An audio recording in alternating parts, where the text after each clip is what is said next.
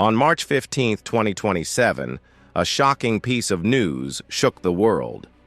Rick Harrison, former businessman and celebrity of the television show Pawn Stars, was brutally murdered in a Nevada prison where he was serving a life sentence. After nearly 3 years of being held under harsh conditions, Harrison's death not only marked the end of a dark chapter in his life, but also closed a tragic story about the downfall of a man who once had it fall. According to sources from the prison, Rick Harrison was attacked one unexpected evening when other inmates took advantage of his loneliness and mental breakdown to carry out a violent act of murder. Once known as a symbol of success and power, Rick ended his life in a cold prison cell, abandoned and broken by those who once shared his fate in the dark world behind bars. His death has raised serious questions about safety within correctional facilities, as well as reignited debates about the justice system and how celebrities are treated when they fall into the shadows of punishment. If you believe Rick Harrison's death in prison is truly a tragedy and want to know more details, leave a 1 in the comments. If not, leave a 0 and share your thoughts. Don't forget to like and subscribe so you don't miss any of our upcoming videos.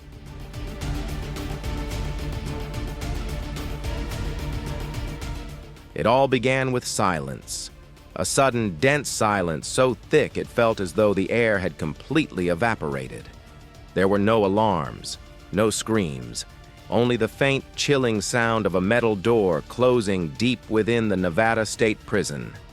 Then came a wet sound, like a mop dragging across tile, but it wasn't water, it was blood. Blood spilled onto the concrete floor where Rick Harrison, the former reality TV star turned disgraced inmate, lay. His life didn't end with a final interview or one last scene on camera, but with a brutal act in the cold corridor of a prison. To the millions who grew up watching Pawn Stars, Rick Harrison was a symbol of wit, of Las Vegas charm, an embodiment of humor and sharp intelligence.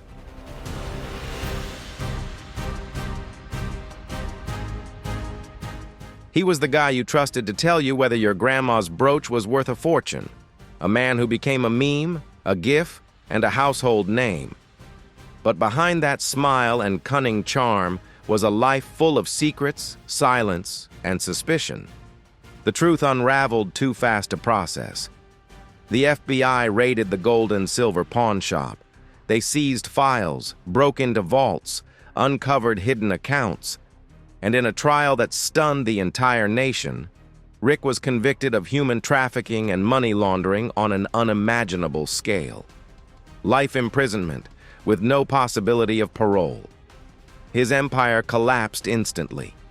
And just when it seemed like the worst was finally over, something even darker emerged.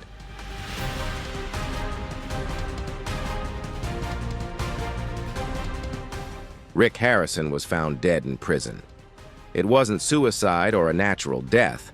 It was something far more terrifying.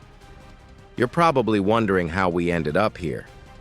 One of the most famous television stars ended his life alone, bleeding and freezing in a prison cell, falling from a mogul to a convicted criminal. And more importantly, why have those closest to him stayed silent for so long? In this video, we'll uncover not just the downfall of Rick Harrison, but the layers of betrayal, corruption, and horrific violence that ultimately led to his collapse. A brutal death. Because this isn't just the story of Rick, it's the story of the systems that protect the powerful.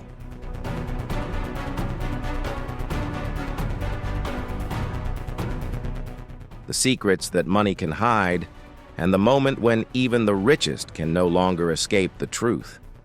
It didn't start with a dead body, it started with a whisper. For years, rumors quietly circulated in the darker corners of Las Vegas. Illegal antiques, shady customers, and strange late-night transactions at the pawn shop. But no one wanted to believe it. After all, Rick was on television. He taught history through punchlines, Who could have imagined he was laundering millions through shell companies and trafficking vulnerable people as if they were merchandise?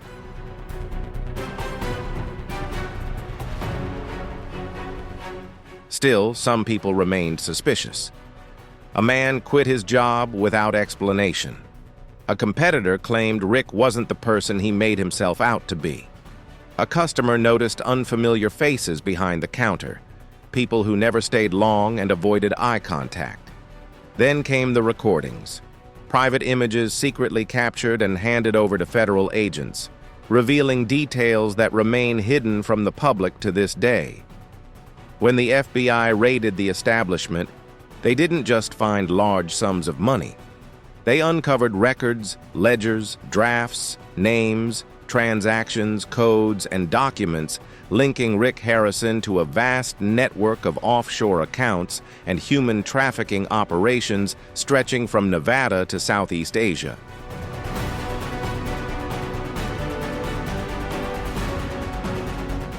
However, none of this prepared the country for what was about to happen.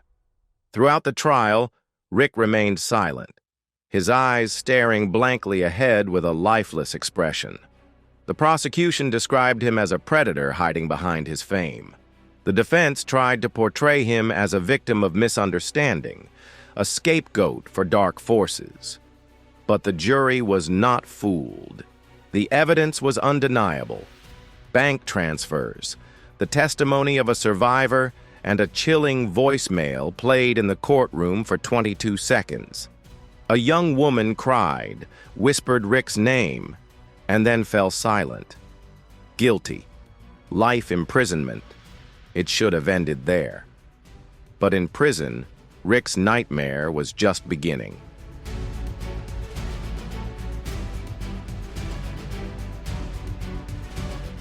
The other inmates quickly learned who he was. The guards tried to protect him.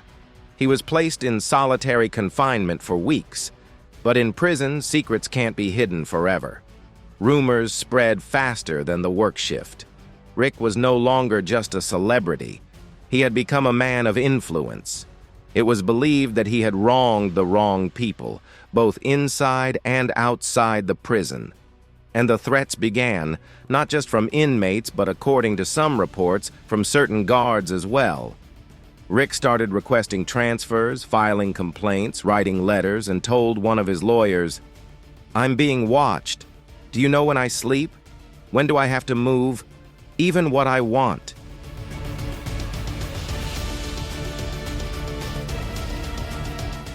But no one paid attention, or if they did, they didn't care. 3 weeks before his death, Rick appeared with a black eye. A guard claimed it was an accident in the yard, but others noticed something darker. Rick stopped speaking. He barely ate, and the man who was once the center of attention for millions was now alone, fearful and slowly falling apart. And then the final night came. According to reports, the cameras stopped working for 42 minutes.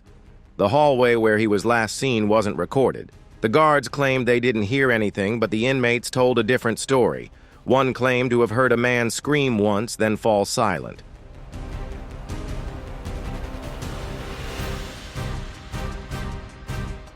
When they found Rick's body, he was lying against a wall. His skull was fractured. Blood pooled at his feet. Someone had used a broken metal tray, sharp as a serrated blade. The news was shocking. Long before the blood, prison, trial, and media storm that forever haunted his life, Rick Harrison was just a shrewd businessman with a pawn shop and a dream. For a time, it seemed that dream would be his passport to eternal fame. Rick Harrison's name became synonymous with business acumen, historical insight, and the classic American rags-to-riches story that audiences couldn't help but follow.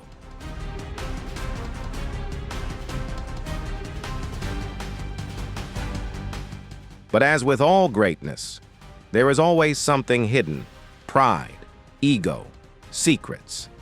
And those seeds, buried in the glory years, eventually became the roots of his downfall. Rick did not grow up in luxury or even close to it. His childhood was marked by hard work, wisdom, and intelligence.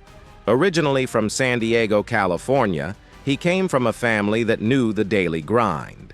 His father, Richard the Elder Harrison, was a career soldier and had a strong personality that would shape the direction of the family business.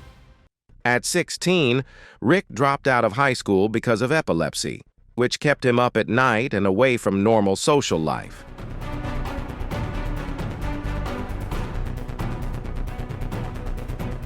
But while most people slept, Rick Leah immersed himself in books and documentaries, developing a passion for historical artifacts, antiques, and the stories they told.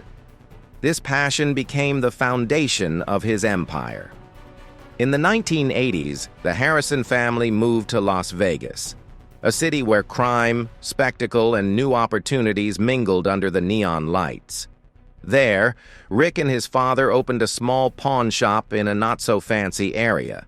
The business started modestly, buying and selling common items, dealing with broke gamblers and desperate customers. But Rick had a vision. I wanted something bigger, something legendary.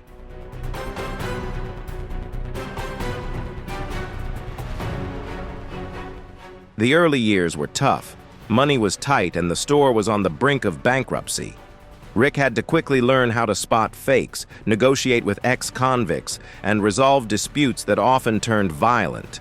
But pawnbroking taught him something no school could: reading people. Rick became an expert on human behavior. He knew when someone was lying, when they were exaggerating, or when they were holding a real treasure in their hands without even realizing it. It was that sixth sense, that instinct, that propelled him to fame. In the mid-2000s, Rick proposed turning his store into a reality TV show.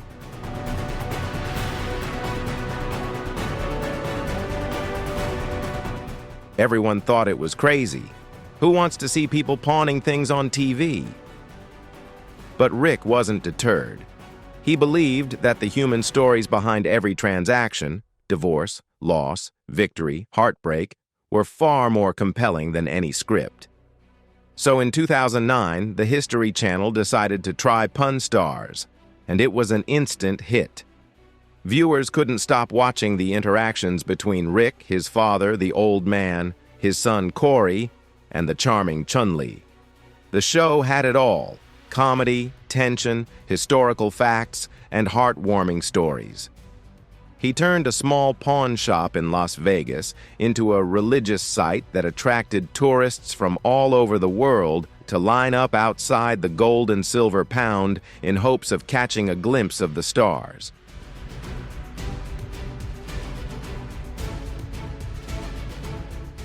The shop became a circus of fame, money, and cameras, with Rick as the master of ceremonies. As the show grew in popularity, Rick's wealth followed suit. He leveraged his public image, launching his own branded products, expanding his business, and starting to make thousands of dollars each night through appearances. He became a symbol of the American dream, a young high school dropout who overcame every obstacle to become a millionaire doing what he loved, or so it seemed. But everything behind the scenes began to change. Success, as usual, brought more than just money and fame.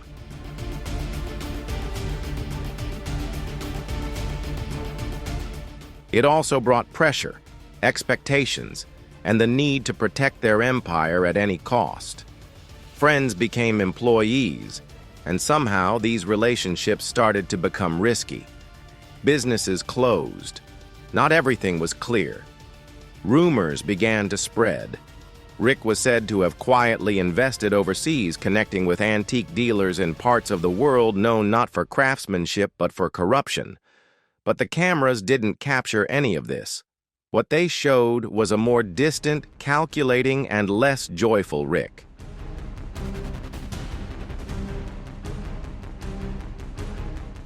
Their casual banter disappeared, replaced by a businessman who remained unshaken as he paid a desperate seller half the value of their item. Their negotiations became cold and precise. His laughter was nearly non-existent. Beneath the polished exterior and meticulously groomed hair, Rick was beginning to transform into someone else. A man who no longer saw people as stories, but as sources of profit. Then came the expansion.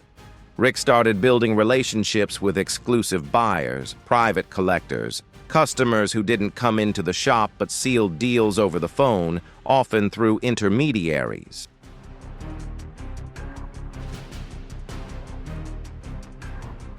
Valuable items passed through their hands. Ancient weapons, untraceable jewelry, exclusive historical documents. Things too dangerous to touch. According to some informants, Rick would sometimes disappear for weeks, saying he was on business, but never providing details about his destination. Corey and Chumley still ran things, but it seemed they didn't know what Rick was truly up to. And then the money came. It all started with small details. Some IRS investigations, unusual bank transactions, large foreign currency deposits, and anonymous reports about money being funneled through businesses that were said to be non-existent.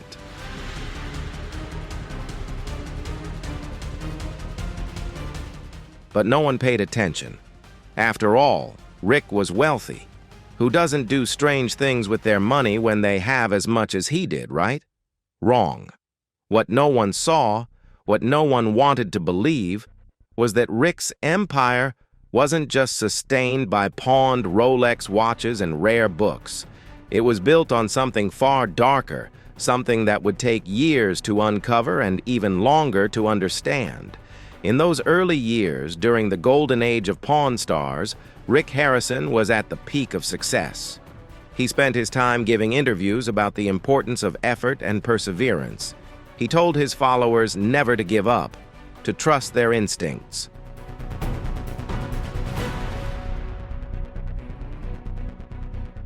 He spread motivation loudly, and the American people hung on every word he said. People viewed him as almost a legendary figure. The media constantly praised him. His shop became more famous than many museums. Even after he passed away in 2018, Rick remained steadfast, assuring the world that he would continue this legacy. But he didn't just continue it, he buried it under a mountain of secrets. The problem with success, especially success in the media, is that it creates a story people don't want to question. Rick knew how to handle that story.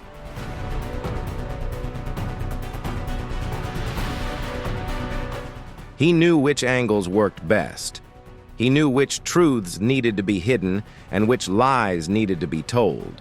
And most importantly, he understood how to maintain people's loyalty through money, silence, or fear. By the time the first cracks appeared, it was too late. Rick had transformed.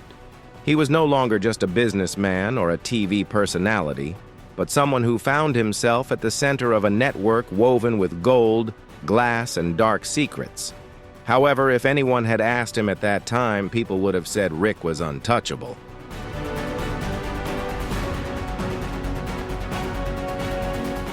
He was living proof that hard work, business acumen, and the right smile at the right moment could lead to victory.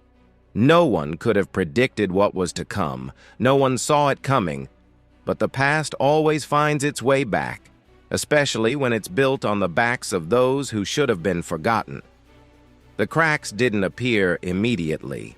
Like a perfectly painted wall hiding rotting wood, Rick Harrison's empire still glittered on the outside, but its foundation was beginning to crumble, and the signs were starting to show. At first, it was just whispered rumors, questionable transactions, and small lawsuits that were rarely covered by the media.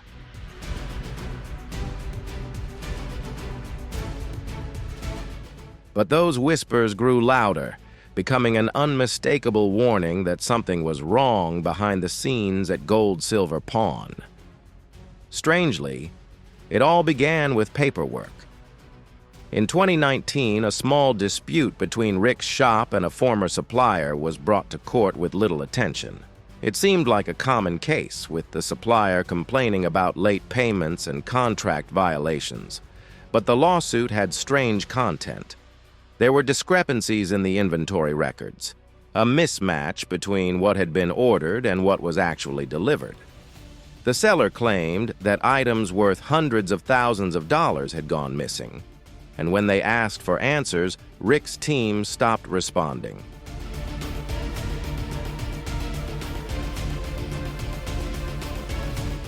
At that time, the issue wasn't taken very seriously.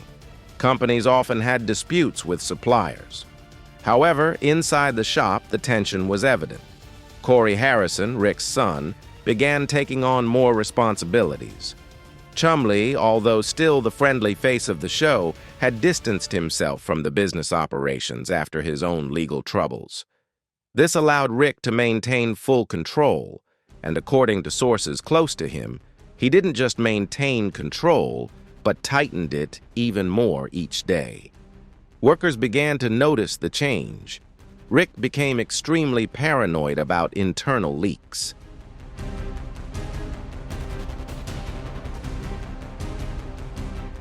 The cameras, which had previously only monitored public areas, now began focusing on employees' workspaces.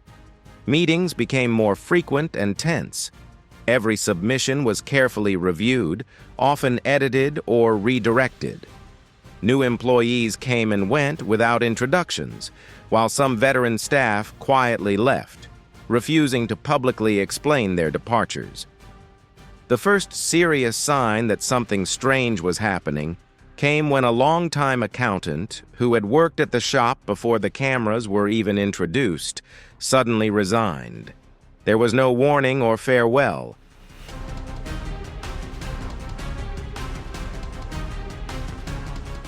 He just disappeared. When asked, she told a friend, "There are things happening inside that I don't want to see anymore." Although this statement wasn't reported, it became part of an anonymous complaint sent to local authorities. This complaint was ignored for several months until a federal analyst, after reviewing financial records related to money laundering networks, flagged it as an issue worthy of investigation. While Pawn Star's public image remained intact, Rick became increasingly absent. He stopped attending conferences and reduced the number of interviews.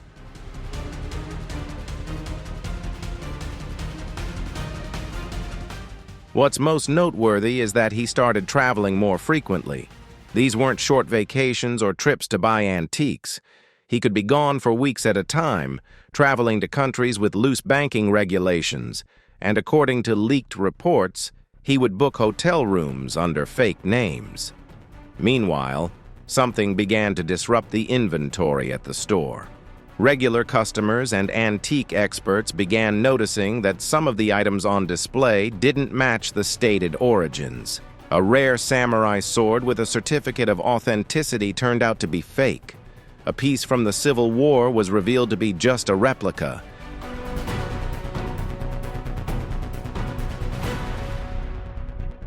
Although such mistakes are common in businesses like this, the failures began to happen more frequently. Experts began questioning why a business built on trust and authenticity was making so many errors with high-value items. At that point, a new pattern emerged, catching the attention of a specific group, the FBI's Art Crime Unit. They quietly began gathering information, purchase records, appraisals, and auction surveillance footage. They discovered that some items had disappeared from official records and only reappeared weeks later in private transactions through intermediaries in Turkey, Malaysia, and Eastern Europe.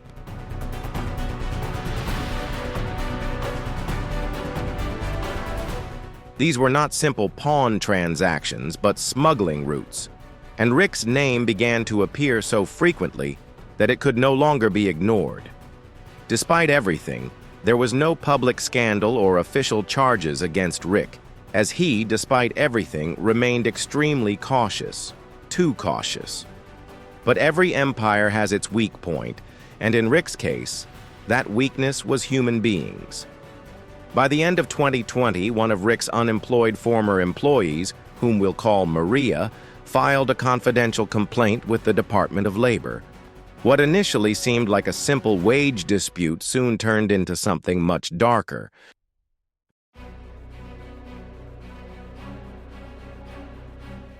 Maria recounted that while working with Rick on international business trips, she witnessed transactions involving unregistered items, large cash payments, and encrypted conversations.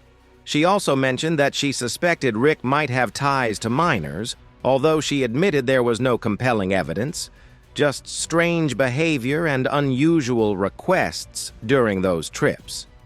This complaint led to a comprehensive investigation, not only by the Department of Labor but also by the Department of Homeland Security, which had received reports regarding Rick's financial situation abroad. Then the storm hit.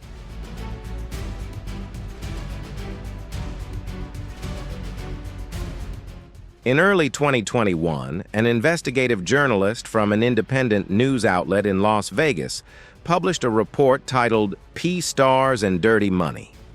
This article, based on leaked documents, bank records, shipping invoices, and incomplete emails, described Rick as someone moving millions of dollars through seemingly legitimate transactions.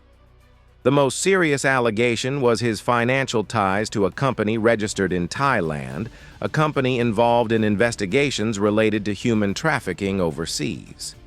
The article quickly went viral.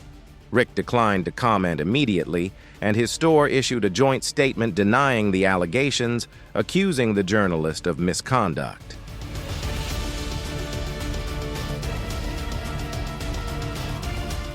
The following week, however, 3 new whistleblowers came forward.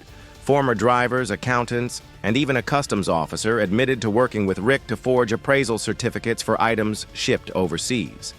Yet no arrests were made. Why? Because Rick was cunning. He knew how to structure his business to protect himself. There were no direct emails or signatures linking him to the transactions. Everything was done through intermediaries. What Rick didn't expect, however, was that everyone would eventually break their silence.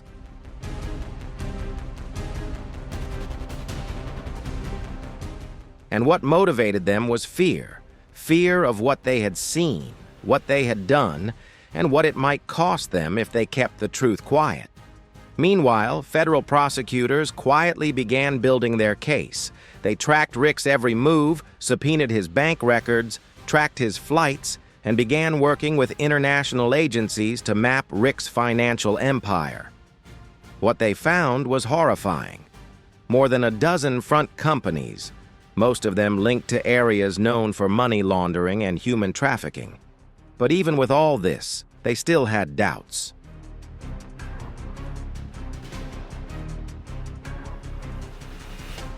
The arrest of Rick Harrison was more than just the arrest of a businessman. It was the arrest of a celebrity, a public figure with lawyers, cameras, and millions of followers. They needed the perfect moment, the moment when the evidence was so clear that even the best PR team could not save it. And that moment came when someone decided to speak up. Although his true identity remains unknown, in sealed court documents he is referred to as Witness X, an associate of Rick's who worked with him for years, always behind the scenes. This witness provided emails, voicemails, and transaction records.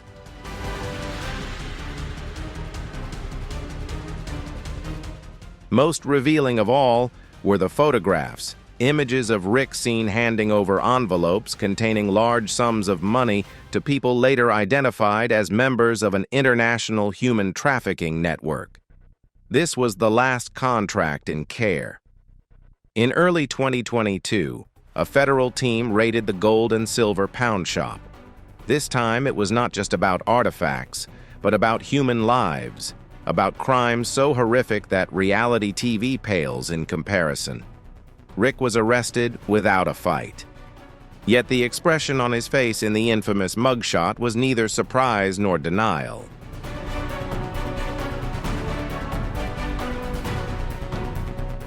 Instead, he conveyed calm, as if he knew this day would eventually come, as if he had accepted that the world he had so meticulously built was collapsing under the weight of the truth. The fall was not an explosion, but rather a whisper that grew into a thunderous rumble. The day of the operation was eerily quiet. There were no flashing lights or police officers swooping in like in the movies. The FBI didn't want fanfare, it wanted precision. After more than 18 months of surveillance, covert operations, and coordination with foreign agencies, they were ready to act discreetly. At around 6 a.m. on a Thursday in late spring 2022, unmarked cars pulled into the store's back parking lot.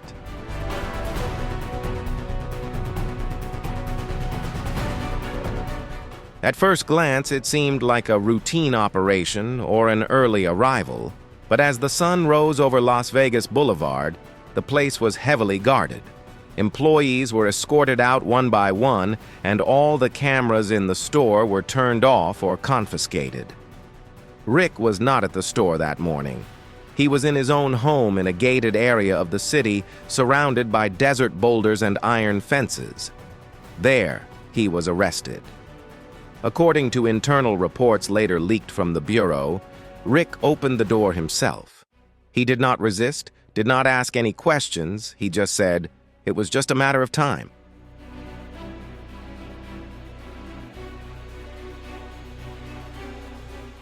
The arrest team found him alone, dressed in his usual clothes. There was no sign of panic or attempt to flee. What they found inside the house, however, told a different story. In the master bedroom closet, there was a secret compartment that had been custom-made to blend seamlessly into the structure of the room. 5 cell phones were found inside, all encrypted. 4 of them had been destroyed by having their batteries removed. Only one remained intact, sealed in a lead-lined bag to block tracking signals. They also found piles of documents, many written in different languages, along with more than $50 in cash, divided into 3 denominations: dollars, euros, and Thai baht.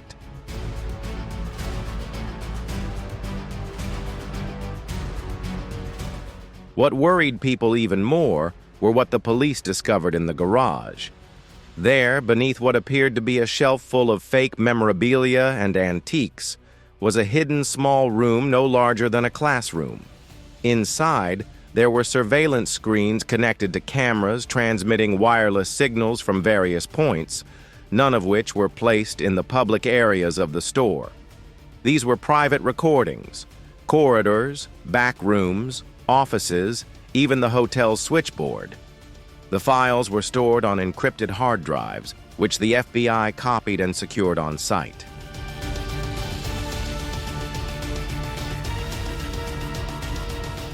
The nature of the content had never been fully revealed, but those who had examined it described it as deeply disturbing and as evidence of long-term illegal surveillance. However, the most surprising discovery came directly from the store. By 9 a.m., federal agents had searched every corner of the building. Their first stop was Rick's office. Behind a wall-mounted skateboard, they found a hidden basement, not an ordinary basement, but a high-security vault designed to store highly valuable items. Access required biometric authentication, a digital code, and a physical key as a backup. It took them nearly 4 hours to open it.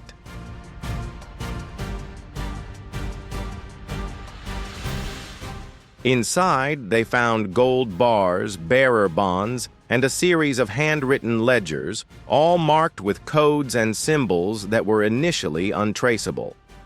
These books would become the key to the government's case.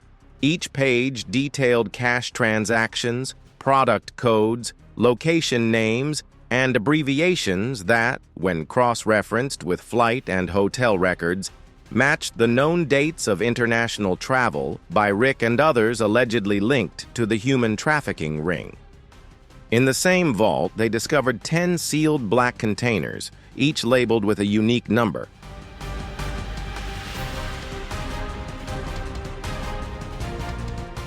When they opened the containers, the agents discovered dozens of passports, all with different names, but the same face. Some of the photos featured Rick while others were of women, mostly in their 20s and 30s, with a few even appearing to be in their teens or early 20s. Many of the passports were identified as fakes in Interpol's database. Some of them matched aliases tied to missing person cases in 3 different countries. According to sources, one officer was so enraged that he vomited when opening the 5th container. In the inventory area, behind what appeared to be an old military metal display rack, they found a narrow staircase leading down to a basement that hadn't been used in years, at least not publicly.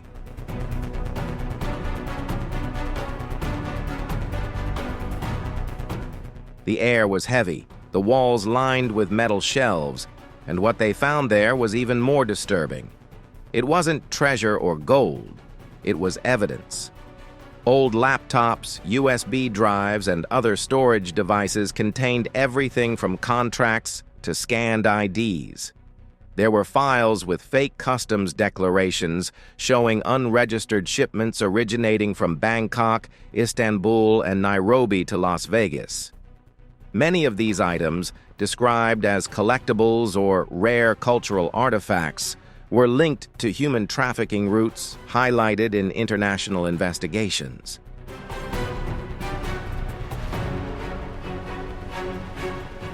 Upstairs, the research team discovered an ancient authentication room with several anomalies. Items that were supposed to have been certified by experts were found to be counterfeit.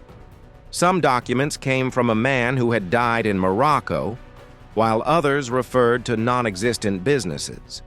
It was then revealed that many of the high-value transactions at the gold and silver store were used as a cover for illegal activities. That afternoon, when news of Rick's arrest leaked to the media, reporters rushed to investigate the extent of the issue.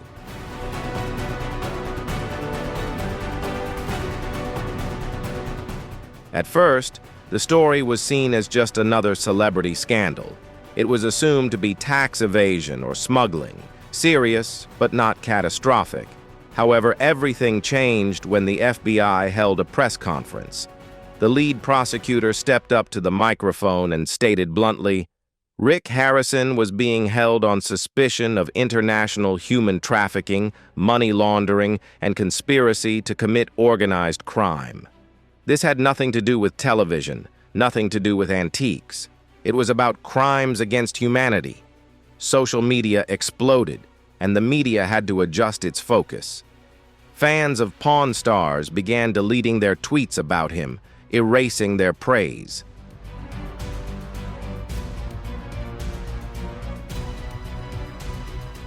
Former employees posted vague messages saying, "We always knew something was off."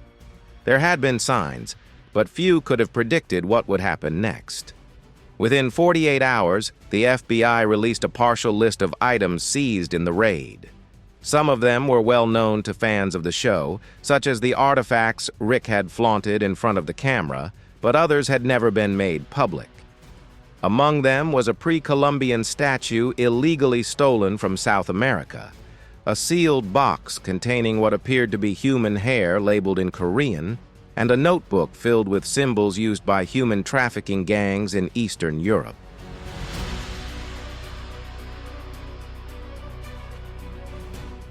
The investigation quickly expanded. The Department of Homeland Security joined the FBI, and Interpol officially requested further information. A human rights organization based in Geneva issued a statement revealing that Rick Harrison had been under their radar for nearly 5 years due to human trafficking operations disguised as cultural exchanges. Then, a survivor came forward. For security reasons, their identity was kept confidential. She was in her early 20s and was believed to have been trafficked from Ukraine to the U.S. when she was a teenager. She stated that she had spent 2 years working at an import company in Las Vegas, where Rick Harrison frequently visited.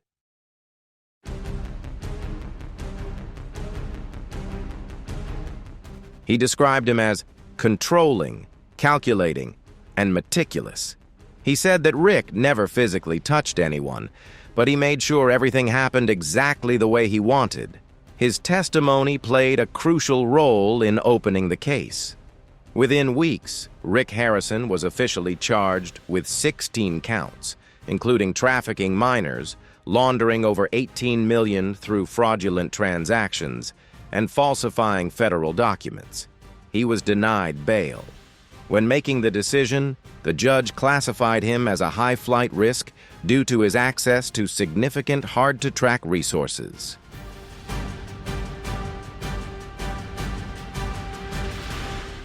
The businessman, who was once a television icon, now found himself behind bars. No cameras, no audience, no deals, just the slow grind of the justice system as everything he had built collapsed around him. These accusations didn't come out of nowhere. They had been building for years in the form of overlooked fragments, whispered about by industry insiders and skeptics, but rarely taken seriously. Everything changed when the FBI raided. When it became known that Rick Harrison was not only under investigation but officially facing human trafficking charges, millions were stunned.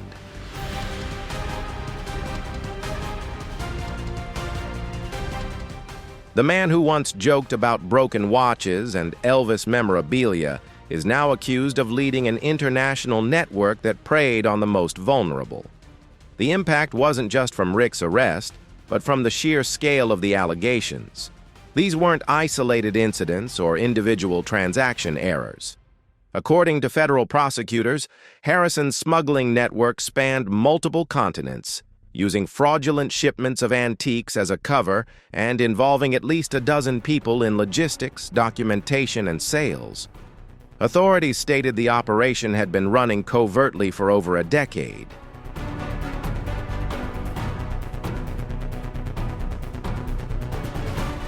The first cracks in the case emerged through court filings and the testimony of key witnesses submitted with the initial charges. A woman known only as LM stated that she had been trafficked from Moldova at the age of 16. She was promised a job as an art courier, given a fake passport, and sent to Mexico, where she was smuggled in a container alongside unmarked wooden crates labeled as ancient sculptures. Inside those crates were more than just artifacts. Some contained forged documents. Others were empty, used to conceal small items like phones, money, or worse.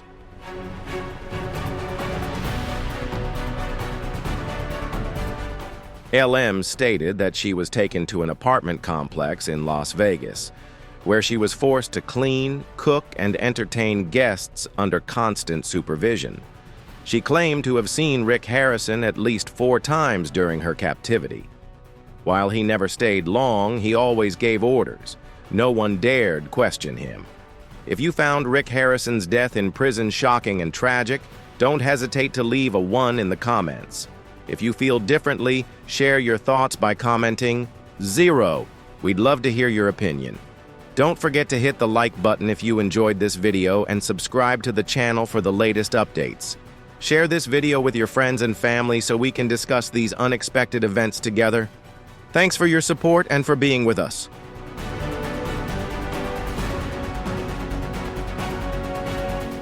Rick's defense team quickly dismissed the allegations, arguing that the woman had never been officially employed by Rick or any of his companies. However, LM's testimony drew significant attention from authorities at both national and international levels. Her story was only the beginning. In the weeks that followed, 5 more survivors came forward, each with harrowing accounts. Though the details varied, the pattern was disturbingly consistent.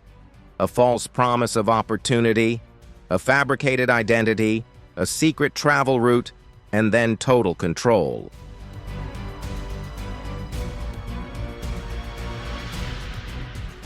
A woman claimed she had been trafficked from Indonesia under the pretense of transporting Southeast Asian antiques to the United States.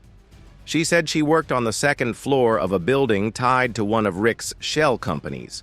She described the building as being under camera surveillance with strict access rules, no identification, no contact with the outside world. She stated that her role was to assist during meetings with clients who were brought to the location under the pretense of viewing rare items. He used the store as a showroom, she told the police.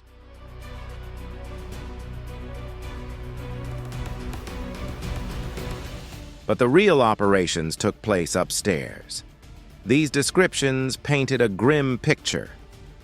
Beneath the facade of a bustling antique and pawn shop was a deeply rooted criminal network that laundered not only money, but people.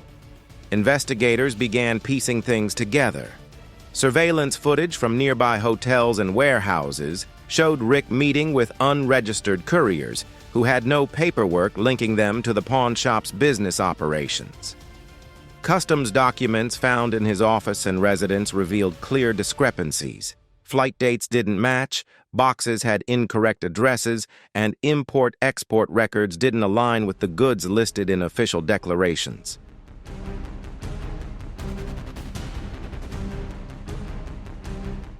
The Las Vegas Police Department, in coordination with federal agencies, began reviewing unresolved missing persons cases, particularly those occurring near the area or involving informal employment. In at least 3 instances, the missing women were linked to networks believed to be connected to one of Rick's international partners. These partners, with known histories of human trafficking, had quietly had charges dismissed in other countries. On an international level, authorities also began raising questions.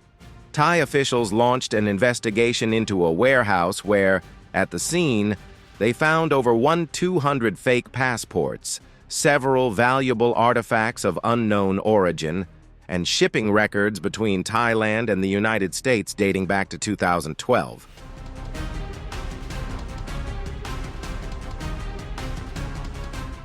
In Ukraine, a non-governmental organization dedicated to combating human trafficking reported that they had discovered the name Rika linked to suspicious donations made under an alias. What makes the situation even more frightening is the level of manipulation involved.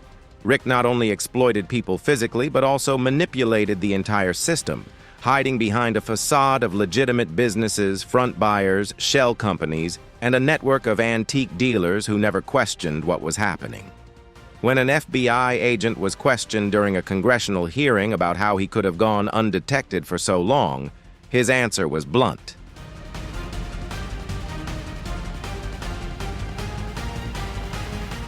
No one suspected it because he was famous. No one wanted to believe that the man on TV, shaking hands and telling jokes, could be capable of such things. However, the evidence began to pile up to the point where there was no room left for doubt. Bank transfers showed large sums of money being moved from anonymous auction houses to Caribbean banks. Old intermediaries within Rick's network began cooperating by handing over recordings, private messages, and receipts that proved the operation's discipline was almost military-like. A former coastal transport worker explained that women were assigned to specific buyers, often under the guise of organizing private antique exhibitions.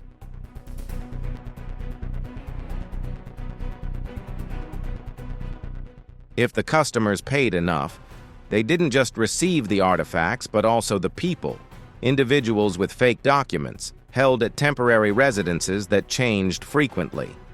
The accusations quickly began to mount. Rick not only faced the possibility of life imprisonment, but also found himself at the center of one of the most sophisticated human trafficking and money laundering networks ever described by authorities, all disguised as a legitimate business. However, what surprised the public the most was not just the accusations, but also the reaction of those closest to him. Corey Harrison, his son and also his co-star, remained completely silent.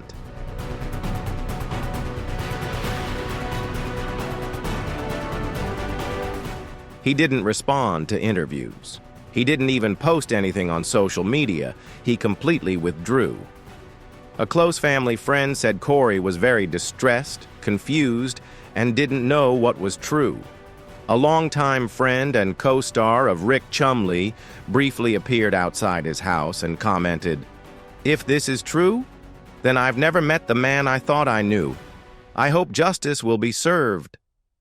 The public's reaction was immediate and brutal. The History Channel removed all episodes of Pawn Stars from air within 72 hours after the allegations were made public.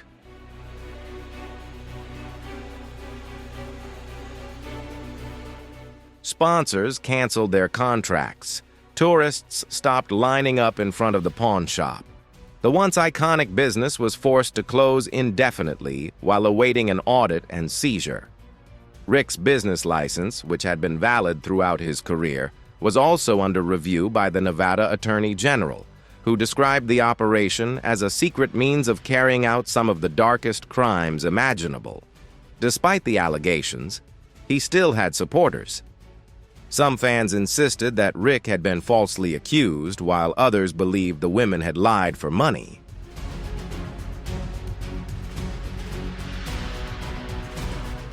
Online groups were formed to defend his honor, highlighting his selfless work, public image, and many years of appearances on television as evidence that he could not have been involved in such heinous acts.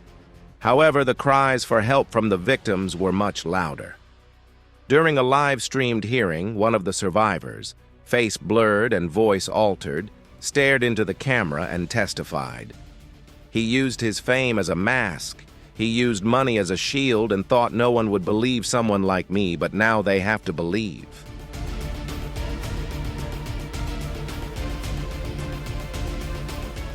Soon after, Rick's defense team requested bail, but it was denied. The judge, citing the risk of flight, the possibility of witness tampering, and the strength of the evidence, ordered him to remain in custody until the trial. Therefore, the man who once held valuable coins, Civil War muskets, and historical treasures now found himself locked in a cell, alone, humiliated, and surrounded by the silence that had once made him feel completely confident. Before the term human trafficking was made public, there had already been statistics. The numbers didn't add up. The figures flowed between accounts like a river without a source.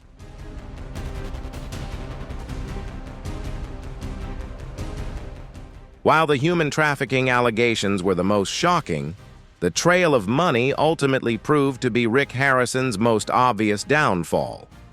Money laundering, in its simplest form, is making illegal money appear legal. But what Rick set up was anything but simple.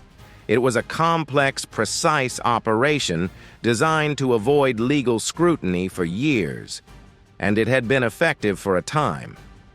The system began with what appeared to be legitimate business growth. Over the years, Rick expanded the scope of his shop's operations, not just through television appearances and merchandise sales.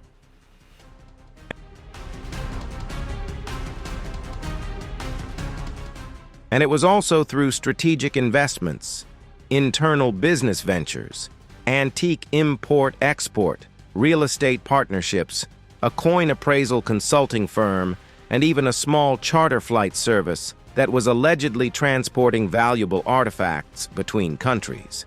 Each of these businesses appeared to have proper documentation, names, employees, and physical addresses.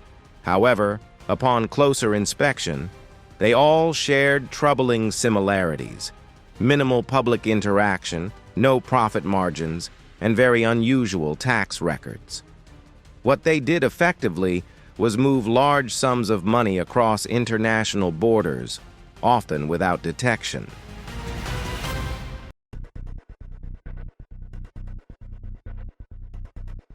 According to forensic accountants who testified at the trial, the entire network was a complex web of shell companies.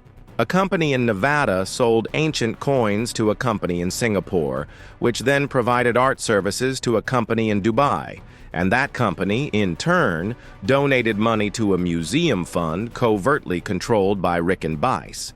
In turn, this fund transferred money back to the pawn shop under the guise of purchasing rare items for display. In theory, it all appeared to be a story about high-end art and collectibles.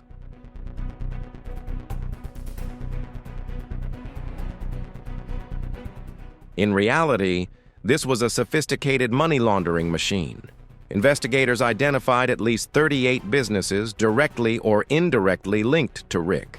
Some were registered under his name, others under the names of close associates, former employees, or even relatives.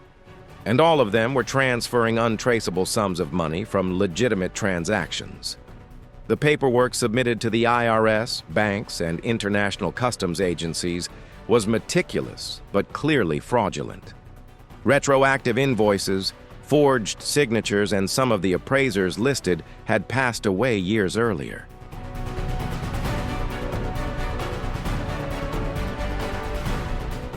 One of the most incriminating discoveries came in the form of a handwritten note, nearly unreadable. It was found among the documents in the file cabinet during the second search of Rick's office at his home. The document contained over 50 transactions, recorded only by initials, amounts, and destinations. Federal agents were able to link these activities to deposits in banks in Switzerland and Panama. The amounts were substantial, ranging from $80,000 to nearly $500,000 for each transaction. The total accumulated sum exceeded $18 million. What made this even more alarming was the timing of the transactions.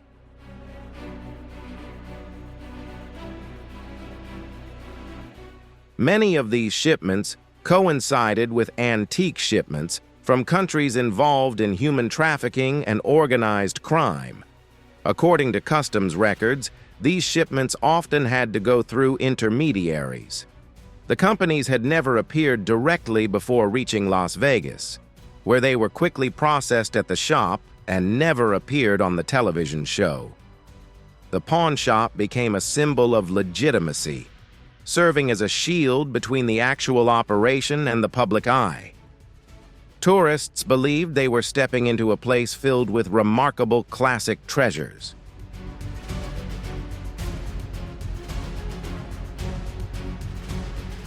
However, in some cases, they were walking into the center of the money laundering operation while hidden cameras concealed what was really going on.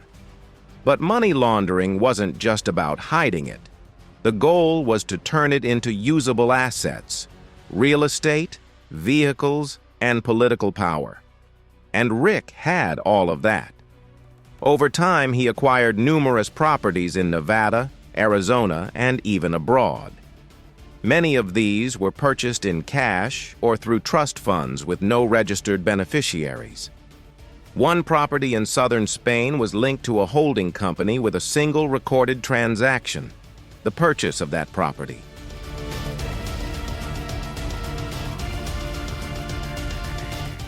The company was dissolved 6 months later, leaving only the ownership certificate as evidence.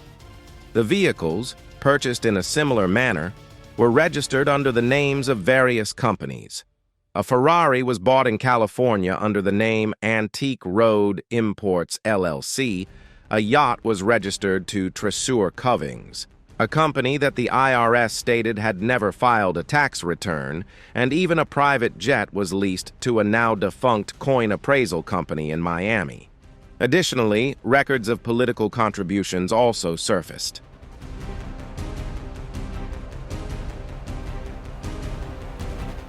Investigations into campaign finances revealed that Rick had donated small amounts to various political campaigns, not directly, but through his network of companies.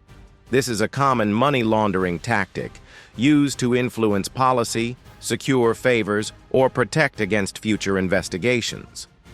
While no candidate was accused of wrongdoing, the belief that Rick may have used illegal money to influence the election further fueled public outrage.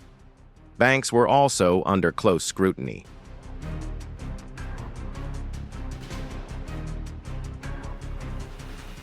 Several organizations had reported Rick's transactions as suspicious for years, but none took action. Some believed the cause was an outdated system, while others thought Rick's celebrity status led them to assume everything was legitimate. A senior analyst at a major bank confessed under oath, "We hesitated when interrogating him. He was a public figure. We thought he was just rich. That assumption cost us dearly." As a result, several banks were fined and required to turn over all of Rick's previous financial data, leading to a secondary investigation into the organization's negligence.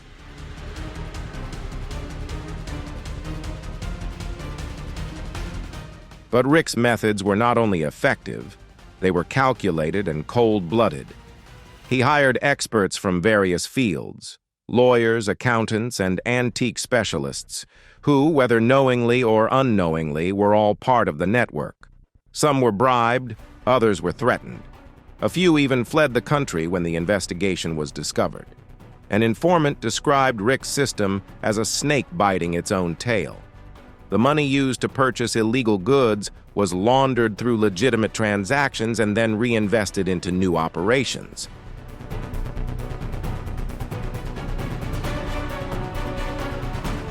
This was a cycle that created the illusion of prosperity and legitimacy while concealing an exploitative empire beneath the surface. The consequences were truly enormous.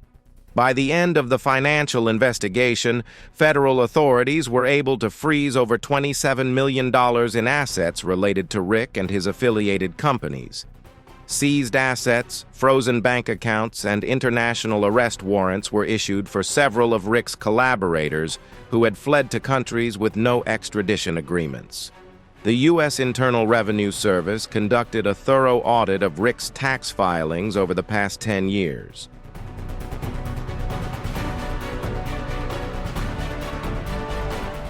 They discovered unreported income, fraudulent deductions, and hidden offshore trusts. Forensic accountants estimated that Rick laundered over $40 million from 2010 to 2022 through his operations. While not all of that money was directly linked to human trafficking, it was all suspicious, lacked valid documentation, and was part of a larger network designed to cover up the truth. Despite the scale of the event, Rick remained silent. At trial, he pleaded not guilty to all charges. His defenders argued that the government's case was based solely on coincidences and circumstances fueled by public panic.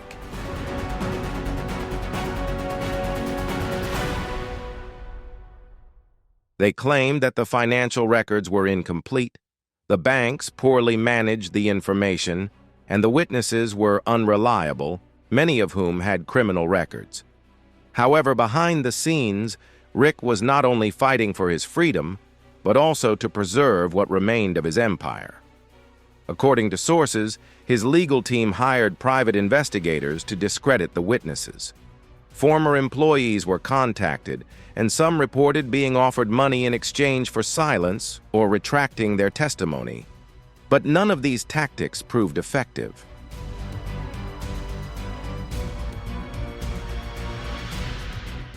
Gradually, people began testifying against him. Individuals involved in the flow of money, those who handled cash, reviewed documents, and recorded inventory. They were not paragons of virtue. Many had their own legal issues, but together they painted the portrait of a man who built his fortune not through honesty or antique collecting, but through lies, manipulation, and a cold, meticulously planned crime. As the prosecutors closed in, the financial aspect of the crimes Rick was accused of proved just as terrifying as the human trafficking charges.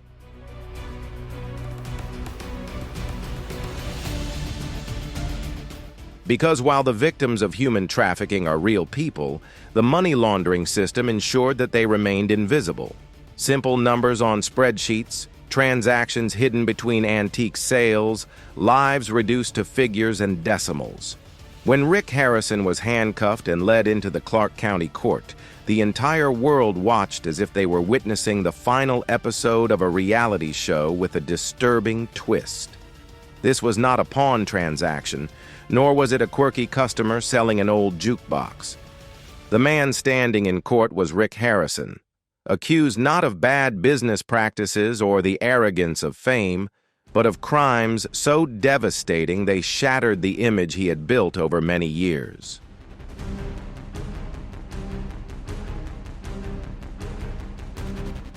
The courtroom was packed. International journalists, legal analysts, victim advocates, former fans, and protesters with signs reading "Justice for the Forgotten." The prosecution called this one of the most important celebrity trials in decades, not because of what Rick portrayed on television, but because of who he was allegedly behind the scenes. A drug trafficker, a criminal mastermind, and someone who used his fame as a cover to hide deep corruption. The trial began with a clear and forceful statement from the lead prosecutor.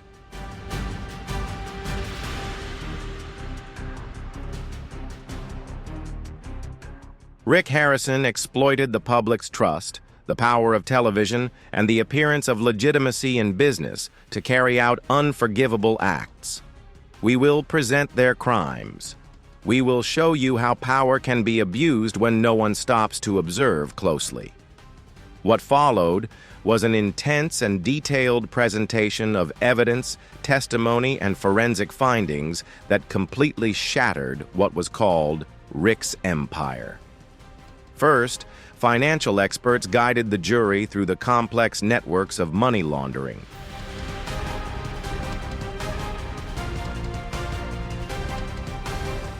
The charts presented were filled with shell companies linked together, money trails spanning continents and disappearing into offshore accounts, along with encrypted emails used by criminal organizations. Transactions involving deposits, withdrawals, and shipments were uncovered, all facilitated by falsified customs declarations. The numbers told a story. Millions of dollars were transferred without legitimate reasons, circulating through fictitious sales and charitable donations to organizations, only to circle back into Rick's pawn shop business as if it were all part of a legitimate operation on television.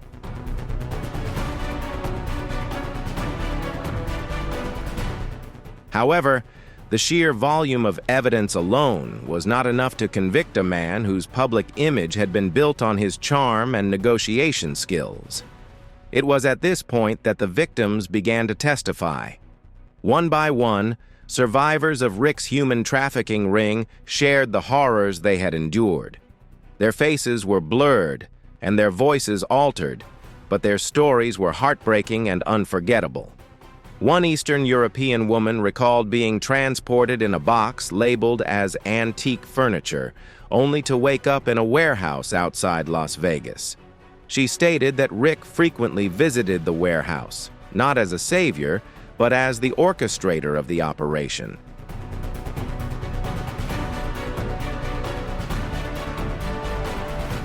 He explained that he didn't need to touch anyone. He gave orders, and others followed. Another witness, trafficked from the Philippines under the guise of being hired for restoration work, stated that he was instructed to memorize a false biography to use if questioned by authorities. "He gave me a list of lies about my life," she said, and told me to say I was his intern. Their testimonies were corroborated by flight records, hotel documents, surveillance footage, and financial transactions.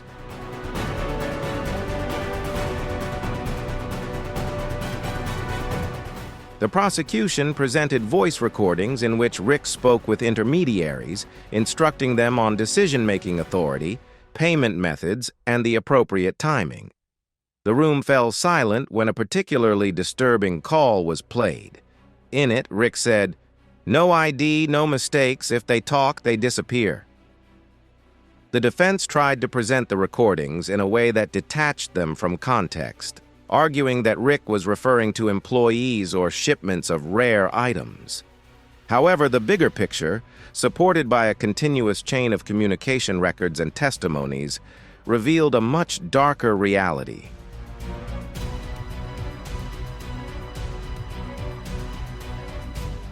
Throughout the trial, Rick remained completely silent. His lawyers took on the defense, arguing that their client was the victim of a larger conspiracy designed to bring down a successful businessman. They claimed that jealous competitors, disgruntled former employees, and international grudges had fabricated the entire story.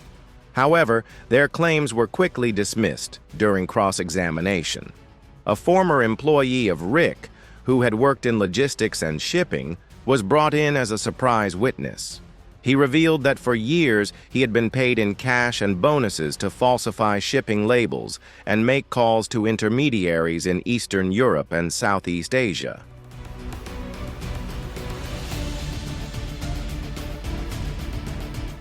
He presented internal documents with Rick's personal notes, including abbreviations and delivery dates.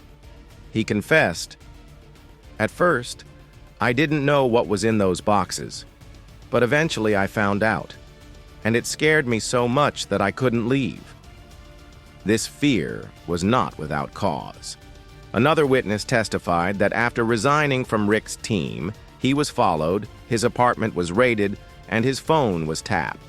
He moved to another state before agreeing to testify. When asked why he returned to court to face Rick, he replied, "Because there are still many people trapped in this system, and it all starts here."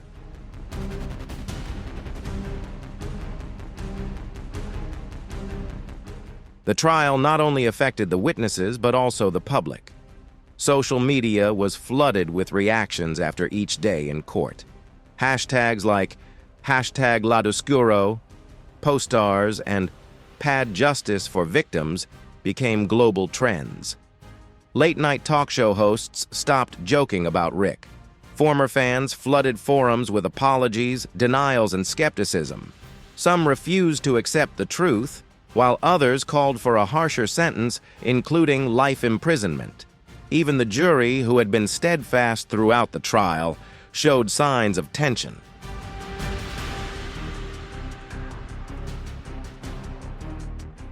Some people silently wept as they listened to the testimony. One juror had to be excused after becoming panicked upon seeing photographic evidence related to one of the human trafficking sites.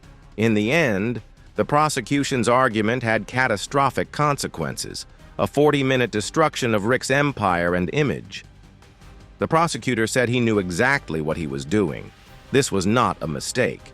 It was a repeated choice to exploit, cover up, and profit, all while maintaining the smile that America relied on.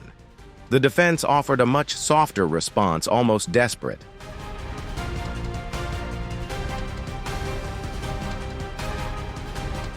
Rick Harrison's lawyers argued that he had devoted his life to preserving America's cultural history. Yes, he may have done business with bad people, but he was not a human trafficker. He was not a monster.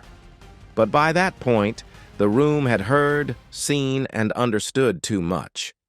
The jury deliberated for less than 6 hours before finding Rick guilty on all 16 charges, including human trafficking, conspiracy, money laundering, obstruction of justice, and extortion. The verdict had a huge impact worldwide. The judge did not waste any time and delivered the sentence a week later with cold, decisive, and brutal words.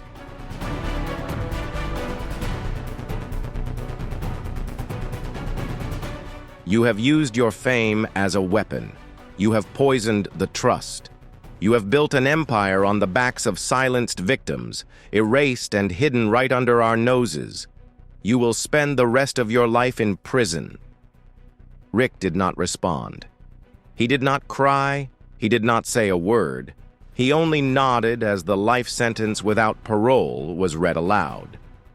The former successful businessman, the television host, known for telling jokes and offering insights into history, was quietly escorted out of the room. There were no applause or camera flashes, only the heavy sound of shoes and the metallic clank of the door closing.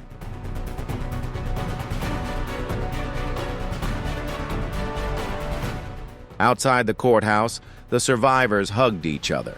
Some cried, others smiled. In the end, they all found freedom in a way they hadn't known for many years, and the country was forced to face a horrifying truth being exposed right before their eyes. One of the most familiar faces had concealed one of the darkest secrets. The iron door closing behind Rick Harrison marked the end of an era. From that moment on, there would be no more cameras, no more negotiations, and no more stage lights waiting to capture his charm. Everything he had built, All his fame crumbled in silence as he was taken to his new home.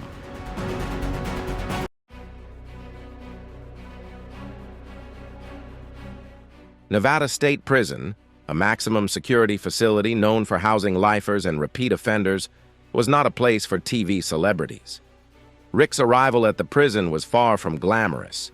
He was now identified as inmate number 70863A. He underwent the standard processing just like any other prisoner.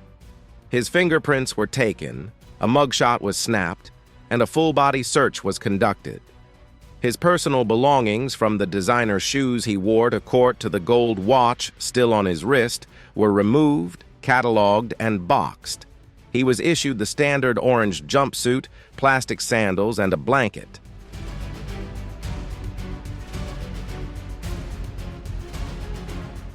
There was no special treatment for him, and he was not placed in solitary confinement, at least not for now. Despite the global media attention inside the prison, Rick was just another inmate. It didn't take long for other prisoners to recognize him. The first few days were tense as rumors quickly spread among the inmates, and the charges against Rick, especially those related to human trafficking, placed him at the bottom of the prison hierarchy. In prison, there's an unspoken code that condemns those who commit crimes against women and children, considering them to be the lowest of the low. Some are isolated, others are attacked.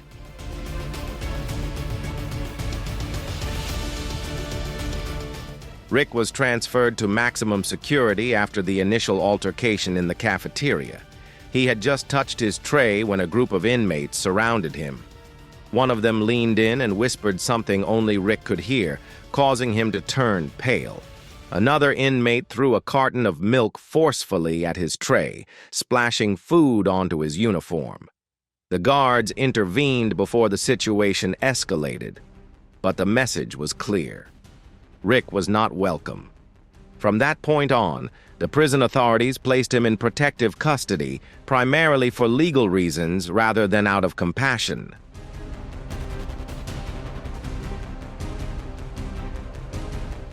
However, this did not mean security, but rather isolation, constant surveillance, and a paranoid atmosphere. Rick had to spend 23 hours a day alone in his cell. The window, a small crack in the concrete wall, barely allowed any light to come through. The bed consisted of a thin mattress placed on a steel frame fixed to the wall. The toilet and sink were a combined stainless steel fixture, offering no privacy. The constant shouting, banging, and screaming echoed through the walls. The isolation was not suited for him. Guards reported that within 2 weeks, he began showing signs of emotional instability.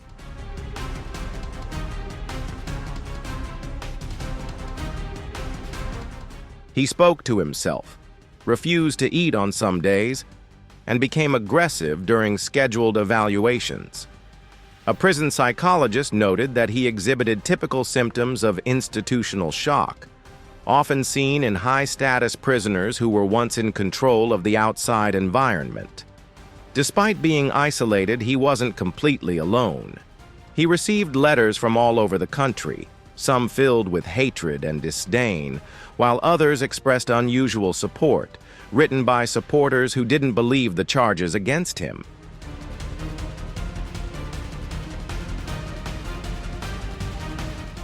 However, Rick did not respond to any of the letters. He kept them in a box under his bed without ever opening them.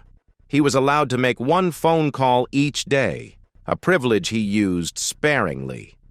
Records show that most of his attempts at communication went unanswered. "When I do make the call, it's very short, lasting less than 2 minutes," he said. He made no attempt to contact Corey, his ex-wife, or any of his close associates. One of the calls was redirected to a lawyer in New York, though no further details were provided. What affected Rick the most wasn't just the imprisonment, but the indifference of those who had once supported him.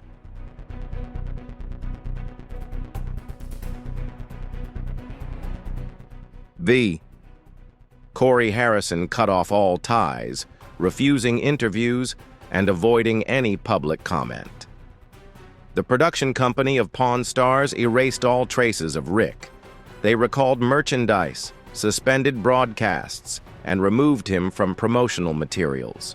Chun-Li completely disappeared from the public eye and was later revealed to be undergoing therapy for the emotional impact of the trial. The absence of family and friends only worsened Rick's mental state. In a mandatory assessment conducted 6 weeks after his imprisonment, a prison counselor wrote, "Inmate Harrison appears highly suspicious of the prison staff."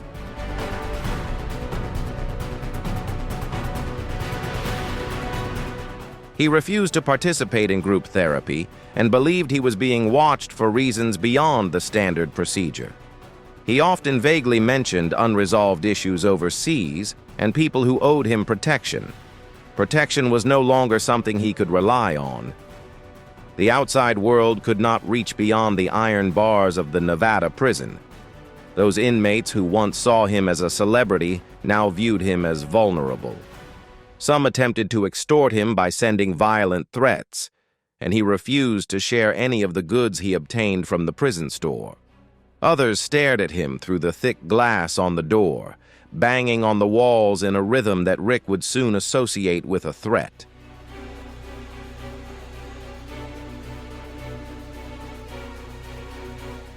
In the first 4 months, Rick had to move his accommodations twice. The first incident occurred after a failed robbery attempt in the recreation yard. He was released for a brief time, and while being escorted back, an inmate threw a cup of hot liquid at his face, a mixture of coffee and bleach.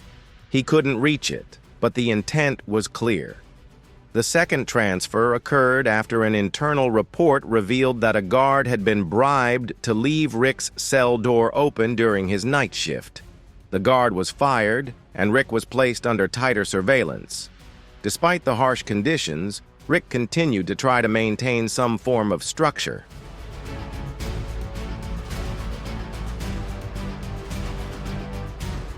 He read compulsively, particularly legal texts, as the library attendant of the facility pointed out.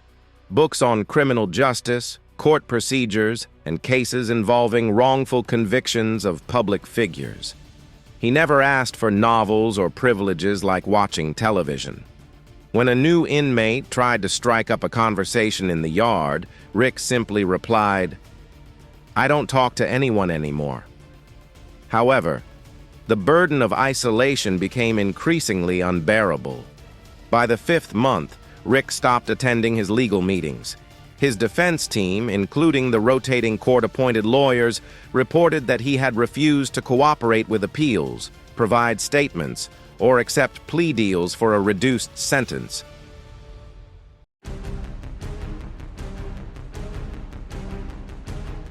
He seemed to have accepted his fate, but still tried to control how he would live.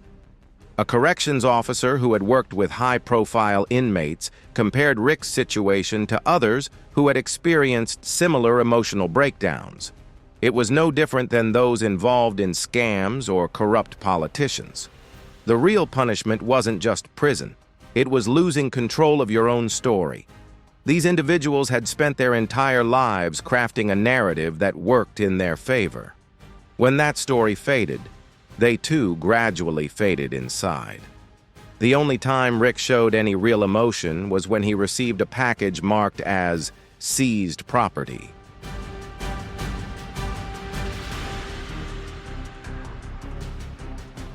Inside the package was a list confirming that the government had seized several of his assets.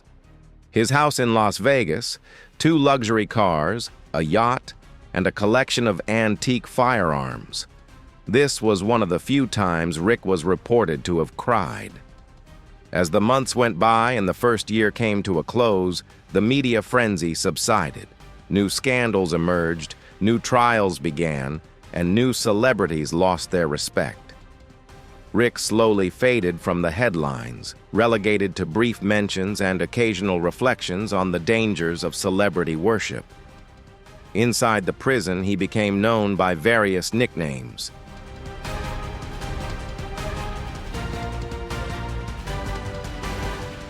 Some prisoners called him Hollywood, while others used far crueler names, mocking his crimes and his downfall. To the guards, he was just a dangerous inmate, expensive to keep locked up and risky to be exposed. He was always at risk of becoming either a martyr or a target. As for Rick, no one really knew what he thought about his guilt during those silent moments. However, if the journals seized during a cell search were any indication, he was a man torn between denial and fatalism.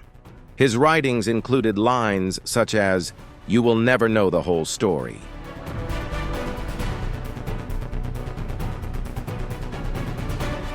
"I built something that everyone wanted to destroy. I was wrong. Maybe not about what I did, but about the people I trusted." In another entry, he simply wrote, "Everything ends where it begins, quietly." As Rick Harrison reached his 30th month in Nevada's prison, the world had moved on to the next chapter. The initial impact of the case had faded, and the media had shifted to new scandals. Headlines, interviews, protests. Those things were now distant echoes of a storm that had passed. But behind the prison walls, Rick's story was far from over.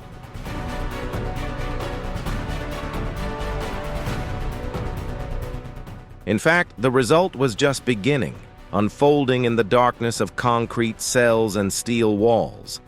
As he neared his second year of his sentence, something in Rick began to change. Both inmates and guards noticed the shift. His movements became slower, more cautious, less alert.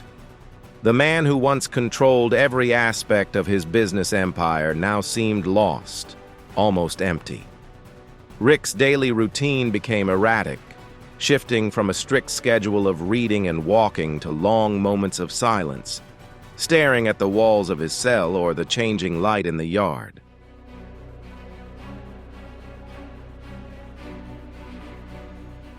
The psychologist assigned to high-risk inmates submitted a report indicating signs of severe depression, delusion, and increasing isolation.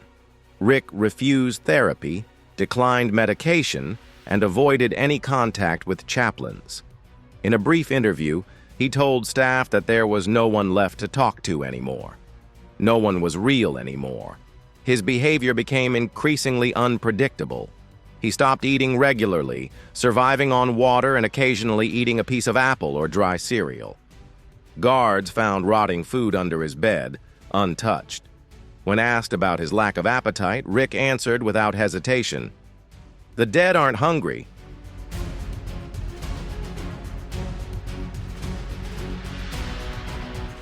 Security around him had been tightened after an incident in the yard. Rick was moved to a locked area for recess by court order. The footage showed him pacing in circles for 20 minutes before collapsing. Staff believed it was a medical issue, possibly heat exhaustion or a seizure. But upon examination, no physical cause was found. The nurse described it as a case of psychological exhaustion. The guards used a different word: farewell. At that point, Rick had cut off all communication with the outside world. He no longer received visitors, made phone calls, or accepted letters, except for government notices or legal forms, which he either ignored or returned.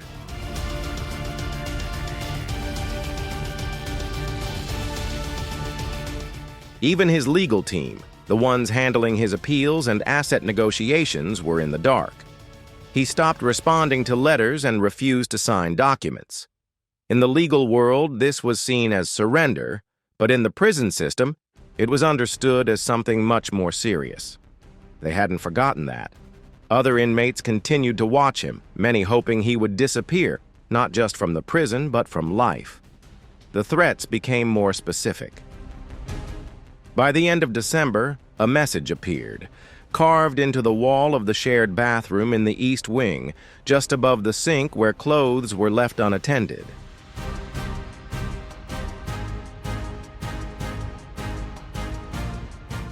"Next time I bleed?" A few days later, a sharp piece of metal was found under his bed, left by an unidentified inmate while cleaning his cell. The guard on duty denied seeing anyone enter his cell, but the prison conducted an internal investigation and moved Rick to a different area under constant surveillance. Then, an unexpected visit occurred.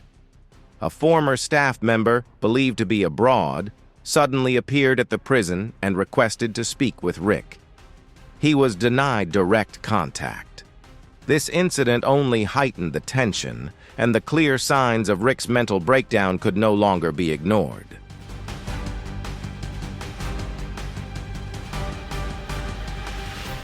As life continued outside, his world gradually shrank, becoming a lonely place filled with threats from all sides, both from old enemies and those who had never truly been friends. His downfall was not only physical, but also a gradual unraveling of his mental state. The end of a turbulent life, Rick Harrison's death in prison was not just the end of a person, but also a great shock to those who had once known him.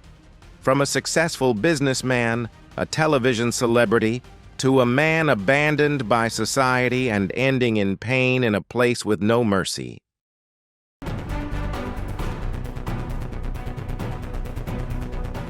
His death leaves a big question about the complexity of life, secrets that were never revealed, and the inevitable consequences of actions taken in the past. No matter what, we cannot help but reflect on how quickly and unpredictably life can change.